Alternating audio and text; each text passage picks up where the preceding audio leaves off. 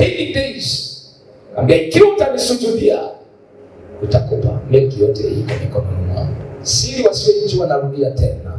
Wanangu, siri msiojua, hakuna mamlaka yoyote duniani ya kidunia ya kibinadamu itakupa utajiri kama sio ufalme. Wewe wa giza au wa nuru. Maana mali yoyote, utajiri wowote ni ufalme ndio unatoa. Kama unataka kula na kufa, baki kawaida. Katika ulimwengu wa roho ndiko ziliko baraka. Katika ulimwengu wa roho ndiko yaliko matatizo.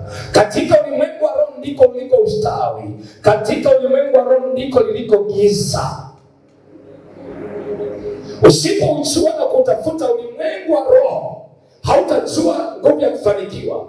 Usipojua kutafuta ustawi katika ulimwengu wa roho, uwe mtoto leo hii, uwe unasoma leo hii, uwe hauna biashara leo hii, lakini jifunze kuingia kwenye ulimwengu wa roho, mahali Mungu alipokubariki kupitia jina Yesu Kristo. Sisi kama kuna mtu ananielewa. Ngoja kusoma huu mstari mtu anielewe ili nihame.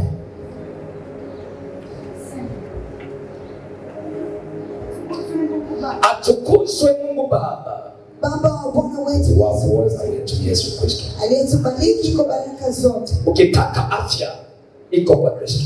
Ukitaka fedha iko kwa Kristo. Ukitaka kuinuka kuko kwa Kristo. Ukitaka chochote kuko kwa Kristo, ila kwa Bwana wetu Yesu Kristo. Na ili upate hiyo nguvu, lazima uwe mtu wa ibada. Watu wengi wamefikiri Mungu hajibu ni kwa sababu roho yako haifanyi Mungu ibada.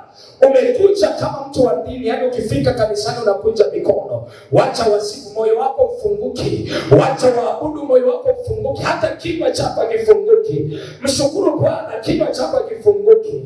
Nani anakufanyia ibada? Kipindi wewe ufanye ibada, kuna watesi wako wenye nguvu za miungu.